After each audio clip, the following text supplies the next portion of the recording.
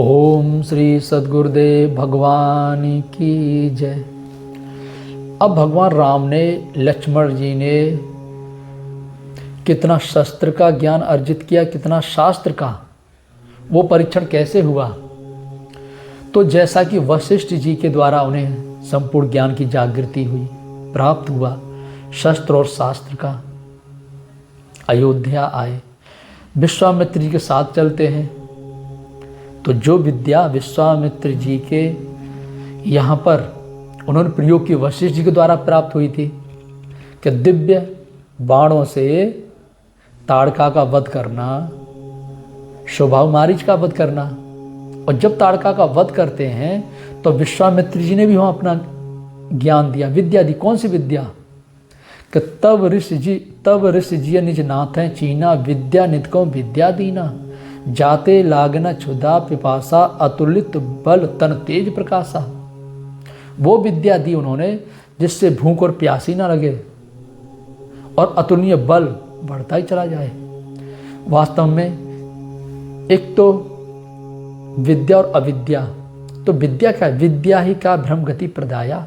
विद्या वो है जो भ्रम गति को प्रदान कर दे, जो हमारी क्षुद्र पिपासाएं इसी विद्या के द्वारा शांत होंगी और अतुलनीय शक्ति, अतुलनीय बल हमारे हृदय में बढ़ता चला जाएगा। और फिर आगे चल करके स्वभाव मारीच का वध करते हैं। मारीच को तो जिंदा छोड़ दिए, स्वभाव को मार दिए। फिर आगे बढ़े, जनकपुर में धनुष यज्ञ में विश्वामित्र जी के साथ प्रभु राम लक्ष्मण पहुंचे। बड़े बड़े राजा महाराजा वहां पधारे हुए थे सीता के स्वयंवर में। सीता के विवाह की शर्त थी कि जो धनुष को प्रत्यंचा चढ़ा करके तोड़ देगा उसी के साथ सीता का विवाह होगा, उसी को सीता वर्ण करेगी। अब बड़े बड़े राजा महाराजा धनुष को तोड़ने की तो दूर की बात, हिला तक नहीं पाए। 10-10 हजार राजा एक साथ जब धनुष को तोड़ने के लिए लगे तो जनक जी उठ खड़े हुए, बोले जब तुम्हारा अकेले का बल काम नहीं किया तो अब 10-10 हजार राजा इस धनुष को तोड़ने में लग गए। मुझे मालूम होता ये धरती वीरों से खाली हो गई है, मैं ये प्रतिज्ञा नहीं करता, मैं सीता का विवाह धनुष के यज्ञ के बिना ही कर देता। आप सभी राजाओं अपने अपने स्थान को ग्रहण कीजिए।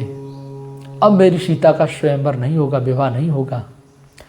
अब ये धरती वीरों से खाली है, यहाँ कोई वीर नहीं है, सब नपुंसक हैं। सब केवल मुकुट पहन करके और ये डाल करके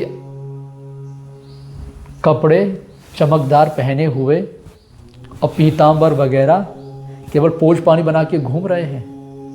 ना कोई तुम में सूरमा है, ना कोई शूरवीर है। इस धरती पर पूछो तो कोई वीर है ही नहीं।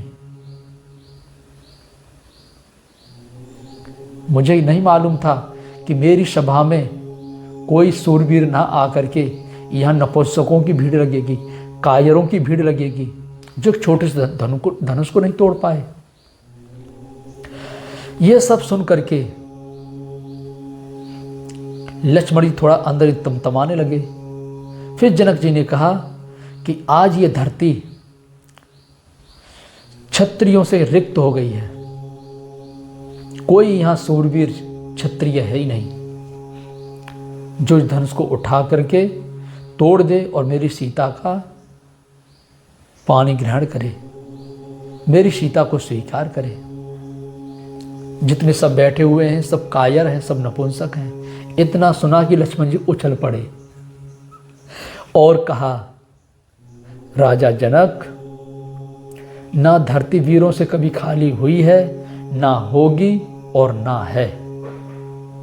आज वो शूरवीर हैं, अभी तुमने उन्हें देखा ही कहां। और तुमने क्षत्रियों को ललकारा है, शूरवीरों को ललकारा है।